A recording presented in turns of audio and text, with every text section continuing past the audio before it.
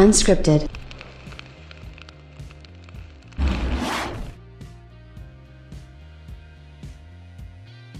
Sony kicked off the week right by announcing and confirming two different things when it comes to the PlayStation 5, and I feel like that's really cool, and that's really awesome way to kind of kick off a week leading into, the final couple weeks before the launch of next generation. And again, today is the 19th. We are literally a matter of a few weeks away from the launch of these next-gen consoles, and I think the hype is starting to really start to build up for a lot of people, and I think that's a really good thing as well. Like for me personally, being able to sort of see the light at the end of the tunnel. I mean, let's be honest, this has been kind of a rough year. I don't care who you are, just with what's going on in the world, and so seeing something good and something positive to be able to get out of that at this particular juncture is a fantastic thing, and I'm very excited for that. And at the end of the day, Sony confirming these things is also a very cool thing, because you know what, there's still things we don't know about these consoles, and it's hard to believe that we are, like, most of us have, or a lot of us, have a pre-order for either Xbox or a PlayStation, and we don't know literally everything about them, or sometimes in some cases like Xbox Series X, like there's a lot of lingering questions, and with the PlayStation 5 there's even some lingering questions, like even about like quick resume. Even though we do have some kind of idea that it will support something along those lines, we haven't actually had a chance to actually get that confirmation. But this is now confirmed by Sony, which I think is a pretty cool thing, and I'm looking forward to getting into this video with it. So let's get started, shall we? What's up, everybody? Crapgamer here with Crapgamer Reviews, back with another video. Thank you so much for checking it out. I really do appreciate it. Please like, share, subscribe. I would appreciate that as well. It helps out the channel, and it means a lot to me personally. If you're looking for a way to help out a small channel such as mine, the best way to do that is a simple like. It is free for you, but it means the world to me. Trust me when I say that. So you can also like and share out the video, and hit the bell so you're notified of everything as soon as it comes. Take a minute to consider subscribing, and shout out to all the old subscribers, new subscribers, and everybody in between. You are simply fantastic people, each and every one of you, and I wish nothing but the best for you all. So thank you so much for the support. With that being said, I wanted to get into some of the things that Sony has actually confirmed right now. So Sony right now, they're really doing some incredible things with the PlayStation 5. A lot of people were worried that maybe it would run a little bit hot, or there would be some issues there. It doesn't look like that's going to be the case. It looks like they've really done a good job of going all out and getting this thing up and running at the absolute best that it can, and that includes keeping things cool. And this thing was built to run cool, if you think about that, right? Just look at the size of this thing, look at the fan, look at everything that they've implemented into this thing, look at the liquid metal cooling. It's all designed to really run a very optimized console, a console that can actually be overclocked, and that's what this thing was designed for. So the really cool thing about this is it's 100% confirmed now that the PS5 system updates are going to actually dynamically adjust the console's fan speed for better cooling. So they're going to be able to do that off-site. So according to this, which I of course will link in the description below, and everybody can check that out at their own leisure, the PS5 system updates will be able to dynamically adjust the console's fans for better cooling. Earlier this month, Sony aired the PlayStation 5 teardown video showing off the console's internal, including its 45mm thick cooling fan. As covered earlier, this large fan is actually the reason for the size of the PlayStation 5, and as pointed out by Sony's engineer director, Mr. Otori, cooling has been played an important role in the design of the console due to the high frequency of the CPU and the small die size. Now, in a new interview with Japanese gaming outlet 4Gamer, Mr. Otori talked about his official PlayStation 5 teardown, revealing that in addition to the temperature sensor inside the PlayStation 5 APU, 3 additional temperature sensors are placed on the console's main board, allowing Sony to optimize fan speed based on gathering temperatures from games. He says, and I quote, "In the future, various games will appear and the APU behavior data for each game will be collected," the engineer told 4Gamer. According to 4Gamer, the fan control parameter supports updated through online updates, allowing Sony to control the RPM of the fan via updates. They've actually included the relevant part of the article, and this is exactly what it says verbatim, but you have to keep in mind that this has been translated by Google, so you have to kind of understand that sometimes that can sound a little strange at first. So this is what it says. In addition to the temperature sensor mounted inside the APU. The temperature sensor is also mounted in 3 places on the motherboard, and it's designed to control the fan speed using the APU internal temperature and the highest temperature of the 3-point temperature sensor as parameters.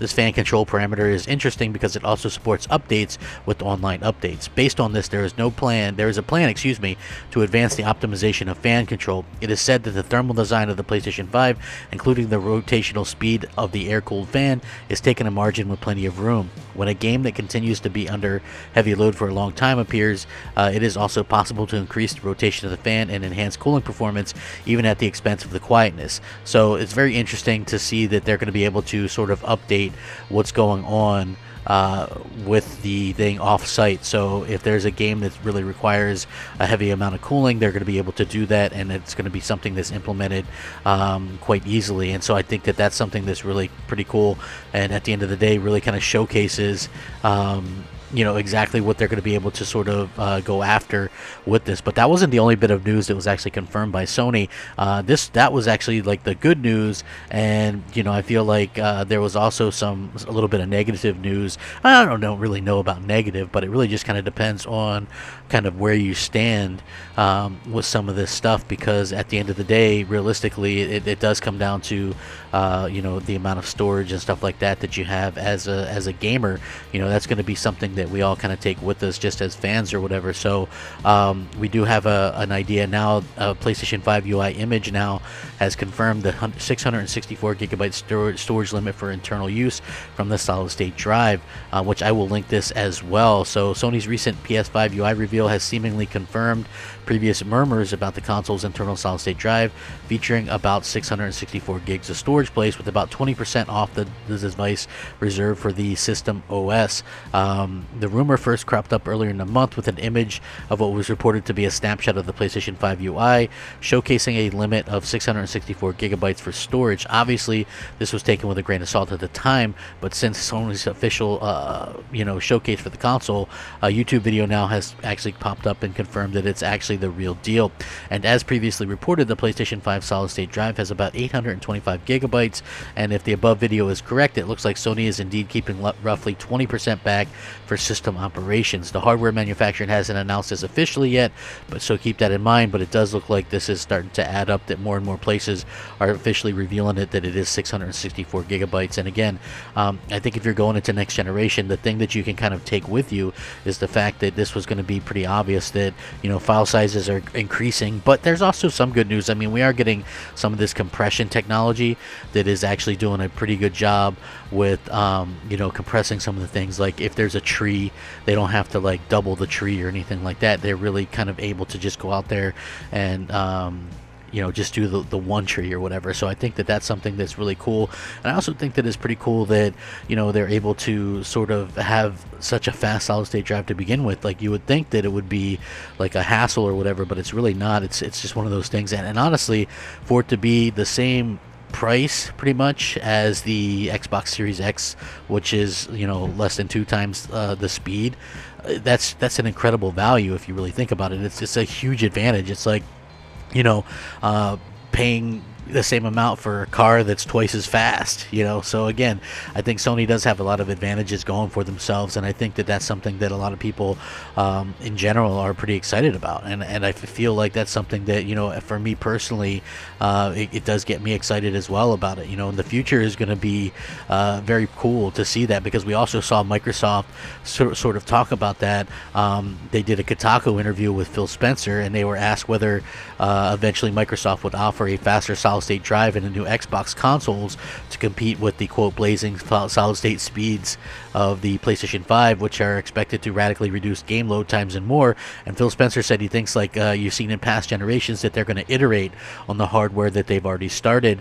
He says our team doesn't go away. When we kind of look at the specs, some of the cost, that's always the important thing. How do you drive down the cost of the console, the parts that are in there, but also just looking at areas in terms that are the next iterations that you might do. So it sounds like there could be a little bit of a copycat situation going on down the line with other iterations and future iterations of the Xbox Series or whatever. It does sound like they're going to do probably a Series X or Series Z or whatever it is at some point in the next 3 or 4 years, because they're definitely adopting the phone models, and also with them doing that whole financing option thing, it does just kind of make sense for them to do that. Now, on the other hand, for me personally, it's kind of a slap in the face, because they already did the Xbox One X, which is already discontinued, but in the 3 years out thing is out, they only released 3 AAA exclusives for it, 2 Forzas and a Gears, and by the time, supposedly, maybe if they do it, and this is just theoretically, so theoretically in 3 years they might do a